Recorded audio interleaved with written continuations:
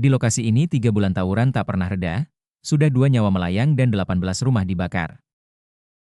Aksi tawuran antar warga di Kecamatan Talo, Kota Makassar, kembali pecah dan terus memakan korban. Dalam 3 bulan terakhir, kawasan ini tidak pernah benar-benar tenang. 2 nyawa melayang, dan total 18 rumah warga hangus terbakar akibat bentrokan berkepanjangan yang tak kunjung berakhir. Peristiwa terbaru terjadi pada Jumat dini hari, 21 November 2025, di Jalan Tinumbu Lorong 148, seorang pelajar SMA berinisial MDJ, berusia 16 tahun, tewas setelah terkena tembakan senapan angin dalam bentrokan antara warga Tinumbu dan Kampung Layang. Korban sempat dibawa ke rumah sakit, namun nyawanya tidak tertolong. Kecamatan Talo, yang dihuni hampir 77.000 penduduk berdasarkan data BPS 2024, tercatat sebagai salah satu wilayah paling sering terjadi aksi saling serang. Hampir setiap hari, warga dihadapkan pada suara lemparan batu, ledakan petasan, hingga busur panah yang dilepaskan dari 2 arah. Situasi ini membuat banyak warga hidup dalam ketakutan dan harus berjaga setiap malam. Sebelumnya, tawuran pada 23 September 2025 di Jalan Kandia 3 berakhir dengan pembakaran 5 rumah. Forkopimda Makassar bahkan harus turun langsung membangun 4 pos pengamanan untuk meredam konflik. Namun upaya tersebut belum cukup,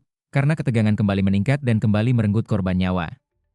Jenazah MDJ telah dimakamkan pihak keluarga di Kabupaten Sopeng, namun ia bukan korban satu-satunya. Pada 16 November 2025 lalu, seorang pria bernama Nur Syam alias Cipas, usia 37 tahun, juga tewas dalam bentrokan di area pekuburan Broangin. Insiden itu dibarengi pembakaran 13 rumah warga. Jika digabungkan, total 18 rumah hangus dan 2 warga meninggal hanya dalam kurun waktu 3 bulan. Kapolsek Talo, Kompol Syamsuardi, mengaku heran karena pemicu tawuran seringkali sepele, bahkan hanya karena bunyi petasan yang langsung dianggap sebagai tanda perang.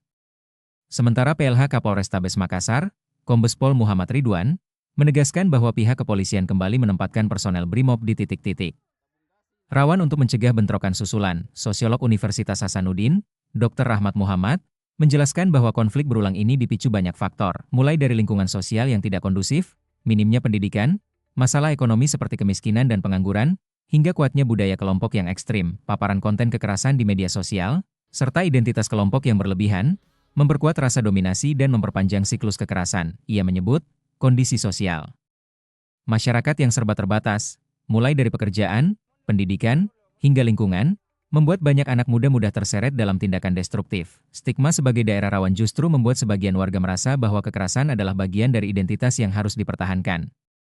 Masyarakat berharap pemerintah menemukan solusi serius agar konflik ini tidak terus menciptakan korban baru dan merusak masa depan generasi muda di wilayah tersebut.